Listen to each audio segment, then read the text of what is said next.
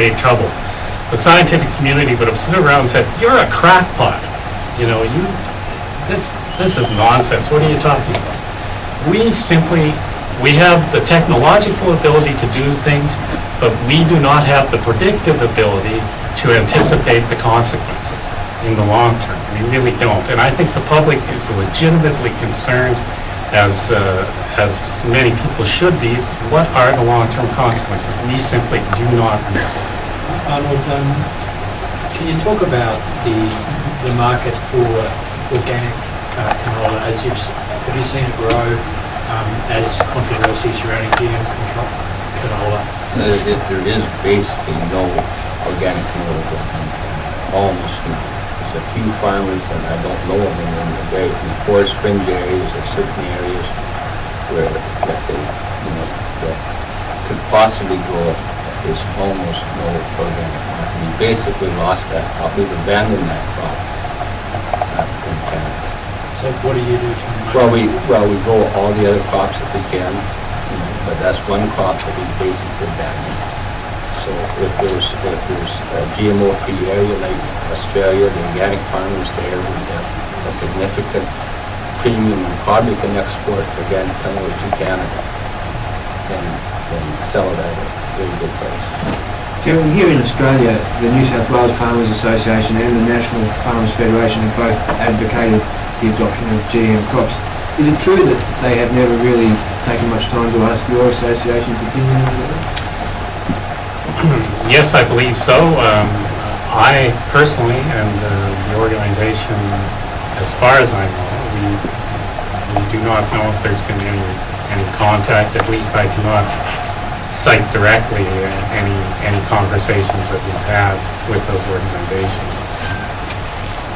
Given that it's almost inevitable that we are going to go down the GM canola path here in the next few weeks, what would be your advice to our farmers associations and our farmers here, given that it's almost inevitable that it's going to happen? Well, I think that they should step back and ask who's going to benefit from this really. What are my costs going to be? What are the liability issues and how are they going to be dealt with? What are the realities of segregation? Is it possible? And why would I choose to grow a crop that would jeopardize our international markets, speaking as an Australian? So I would advise them that very quickly they will see choices eliminated for them, as we saw in Canada, in terms of the ability to grow non-GM canola, to access non-GM varieties, and to access markets in general. The strategy, I guess, is that if the entire world is growing it, well, then the market for canola is such. But then we're also witnessing a shift to things like palm oil, for example, increasingly as you know, a small part of it is this GM issue.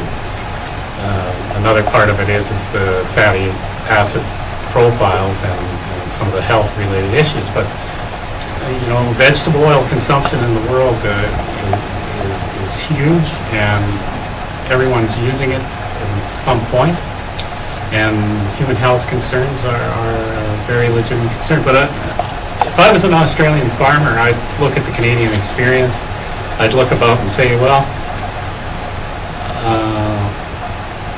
who are the parties pushing this? Why are they pushing it so hard?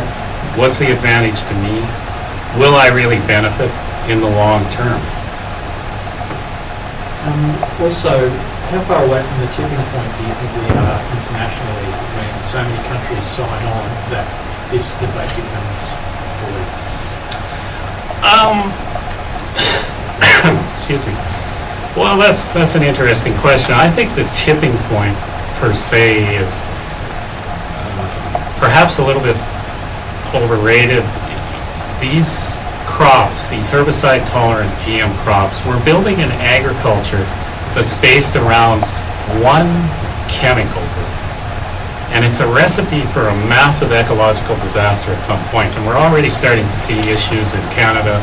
There's correlations being made with plant diseases, fusarium being related to the use of glyphosate or something in the carrier with that product.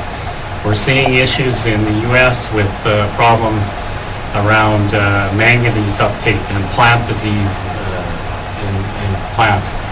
That if you build an agriculture around one herbicide or one herbicide group, whether you have a tipping point where everyone in the world has gone to that, nature will push back at some point, and I think it's ludicrous to put all your eggs in that basket. I mean, it's interesting for the companies that are pushing forward with these technologies because it's very, very profitable.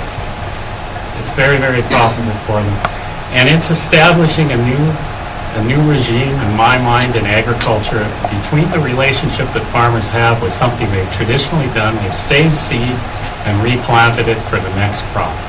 And that's, one of the fundamentals that crop-based agriculture has been built on.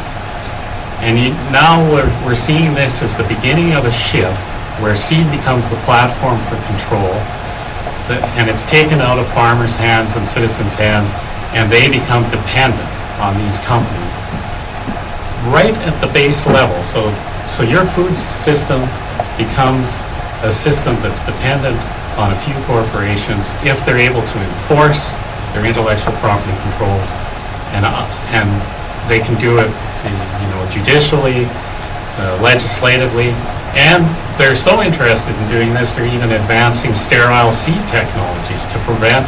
They understand completely how powerful seed is. And farmers better realize how powerful seed is in their hands and how important it is that it stays in their hands. I think we just send you 2 seconds.